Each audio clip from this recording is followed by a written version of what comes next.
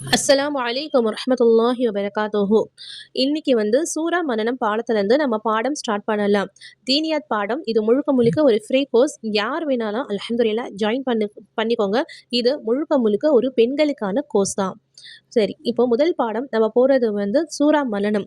சூரா மனனத்துல முதல்ல இருக்கிறது தஅவூஸ் மற்றும் தஸ்மியா. இந்த தஅவூஸ் தஸ்மியானா என்னன்னு தெரிஞ்சுக்கலாம். இப்போ எல்லா சூறாக்களுக்கும் பேர் இருக்கும். இப்போ ஃபாத்தியா சூரானா அல்ஹம்துலில்லாஹி ரப்பில் ஆலமீன் அர்ரஹ்மானிர் ரஹீம் அப்படி ஓத சொன்னாங்க. அதே மாதிரி சூரா இக்லாஸ் ஓத சொன்னாங்கன்னா குல் வல்லாஹு அஹத் அப்படின்னு எல்லாத்துக்குமே ஒவ்வொரு பேர் இருக்கு. அதே மாதிரி அஊது பில்லாஹி மினஷ் ஷைத்தானிர் ரஜீம் அப்படின்னா தஅவூஸ். தஸ்மியானா பிஸ்மில்லாஹிர் ரஹ்மானிர் ரஹீம். இதுதான். இப்போ அடுத்தது பார்க்கலாம். அடுத்தது வார்த்தைகளுடைய சட்டங்கள் பார்க்கலாம். அஊது அலீஃப் உடைய வார்த்தைக்கு மேல் ஜபர் ஜேர் பெற்றிருந்தால் அந்த அலீஃப் ஹம்சாவா கன்வெர்ட் ஆகிடும், ஹம்சாவா மாறிடும். அதனால அது அலீஃப்னு நம்ம உச்சரிக்க முடியாது, ஹம்சா தான். ஹம்சா தொண்டையுடைய எழுத்து. கடைசி அ அ ஊ அந்த மாதிரி தான் ஓதணும். ஐன் அதுக்கு மேலே வரும். சரியா?